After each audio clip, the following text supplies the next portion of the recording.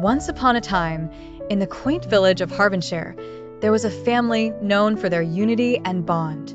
However, within this happy family, if one stepped closer, they would discover an invisible crack, a disagreement that had lingered, nearly tearing them apart.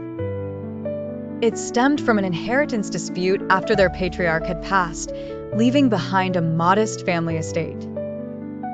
James, the eldest son, felt it was his right to manage the property. Helen, his sister, disagreed, asserting that their father had explicitly promised her a part of the land for her new venture. This disagreement led to fierce arguments, dividing the family into factions, and the peaceful home was fraught with tension and resentment.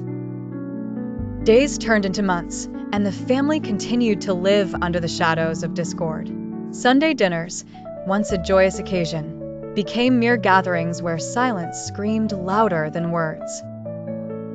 Their mother, Catherine, watched in heartbreak, praying every night for reconciliation.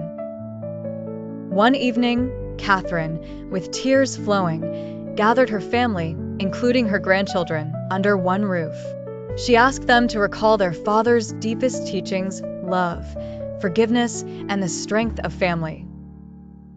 She spoke with a voice filled with love, imploring them to remember biblical imperatives of forgiveness and reconciliation. Inspired by their mother's plea, James and Helen reflected deeply, praying for wisdom and love to guide their hearts. The turning point came at the small chapel near their house.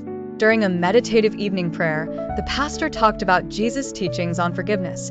For if you forgive other people when they sin against you, your heavenly Father will also forgive you. Moved by the message, Helen looked into her brother's eyes, seeing the remorse and love reflected back. Embracing the teachings of Christ, she let go of her bitterness. James, too, reached out, promising to share the responsibilities and joys equally, just as their father did.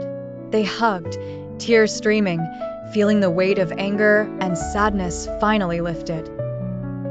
That day marked a new beginning. The family estate was managed collaboratively, with plans for turning one section into a community garden. Their relationships grew stronger, founded on forgiveness and God's love, echoing their father's legacy.